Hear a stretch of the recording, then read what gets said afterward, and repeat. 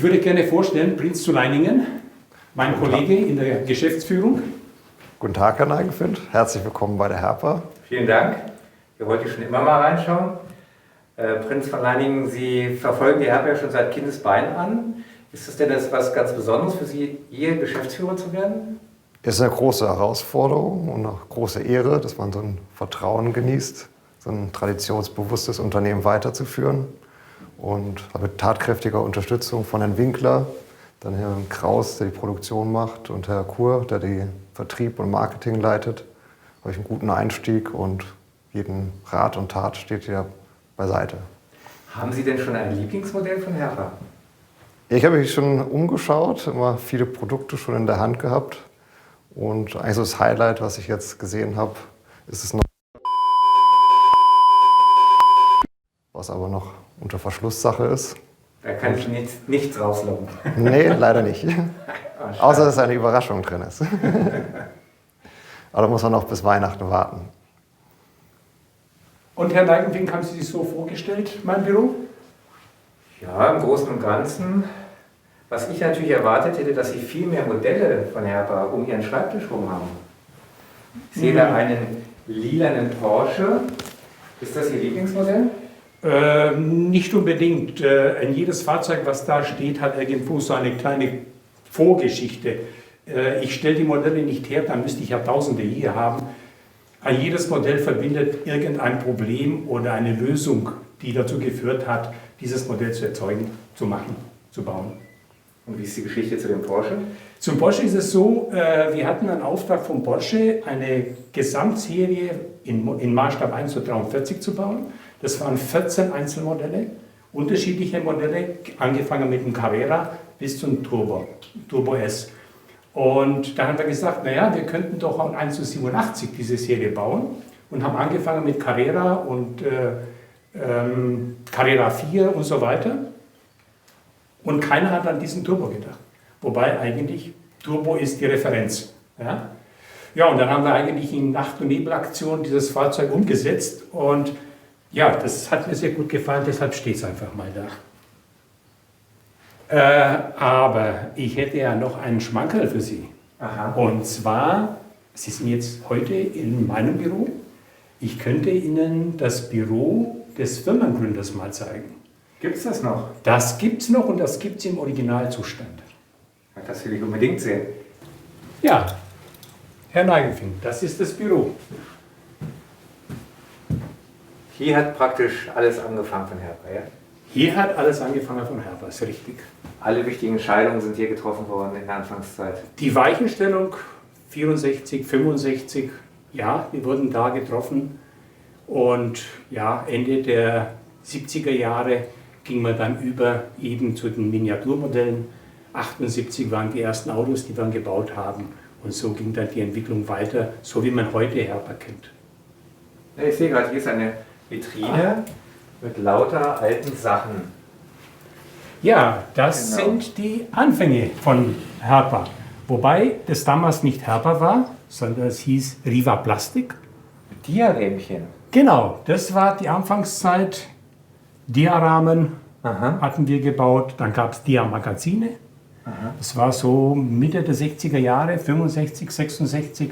Da gab es viele andere Teile auch für Schreibmaschinen, Tastaturen, ja, eben wie Sie ein Turbinenrad ziehen und so weiter und so fort. Und 72 ging es dann eigentlich mit der ja, ganz frühen Herpa-Geschichte, sieht man auch auf diesen Verpackungen. Das waren die ersten Herpa-Produkte, die in Dietenhofen gefertigt wurden. Also gar nicht die Autos, sondern Nein. hatte eher so Landschaften drumherum. Ganz genau, das war eigentlich als Zubehör für den Eisenbahner gedacht. Und ja, man hat eben diese Sachen als neuen Standbein für die Firma, damals Riva Plastik, angedacht.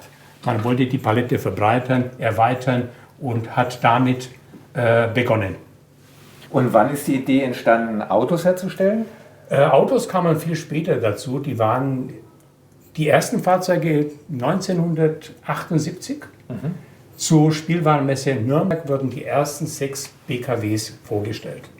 In sehr einfacher Ausführung, aber immerhin die ersten Herpa-Autos. Und da begann die neue Herpa-Geschichte. Wissen Sie noch, wie das war? Wie kam man auf das Auto? War das eine Marktlücke zu der Zeit? Oder? Also soweit ich informiert bin, ich muss sagen, zu der Zeit war ich natürlich nicht bei der Herpa dabei. Allerdings war es so, dass auf dem Markt nur ein Hersteller der Miniaturautos da war. Das war Viking damals. Und der Firmengründer hatte zwei Söhne, Dieter und Klaus Wagener. Und die beiden haben das ausgetüftelt und gedacht, dass zu so einer entsprechenden Landschaft und Eisenbahn braucht man auch Autos. Und eben um eine Differenzierung zum Mitbewerb zu bekommen, Viking hat sehr vereinfachte Darstellung der Modelle hergestellt. Herpa hat sich an der Straße orientiert, an der Realität orientiert und da kam eben die zweite Welle von Herpa eben auf den Markt, was sich sehr gut etabliert hat. Das heißt, schon damals hat Herpa eigentlich Maßstäbe gesetzt und war detailgetreuer als die Konkurrenz. So ist es richtig, ja. Wir sind eigentlich auf diesem Weg auch zum Marktführer geworden. Und das ist der Schreibtisch, wo der Chef gesessen hat. Da würde ich ja wahnsinnig gerne mal sitzen. Setzen Sie sich. Ja, jetzt genießen Sie den Chefsessel sozusagen.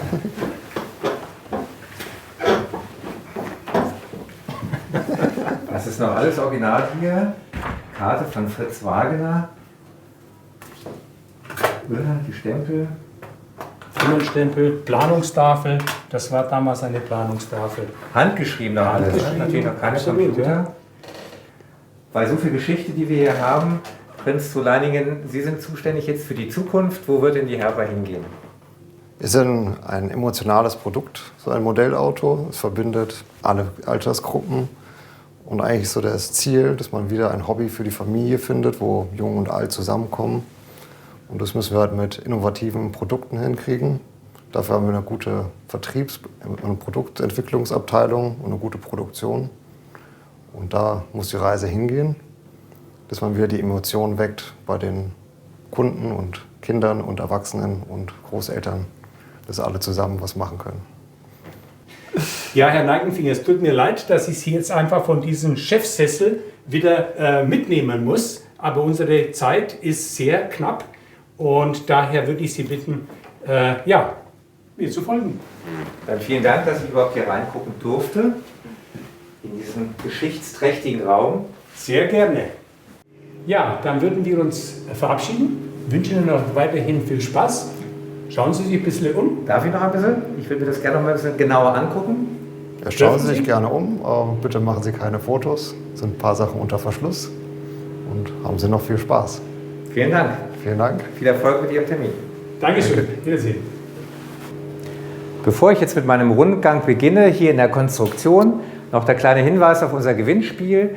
In allen Filmen, auch schon in diesem Film, ist unser Herbie versteckt, das Maskottchen von Herpa. Und der Herbie hat immer ein Wort in der Hand oder auf einem Schild. Und alle Wörter zusammen ergeben ein Lösungswort. Und mit diesem Lösungswort können Sie am Ende einen von 3 Gutscheinen gewinnen über 50 € für ein Herpa-Produkt. Und jetzt schauen wir mal, was es hier zu sehen gibt.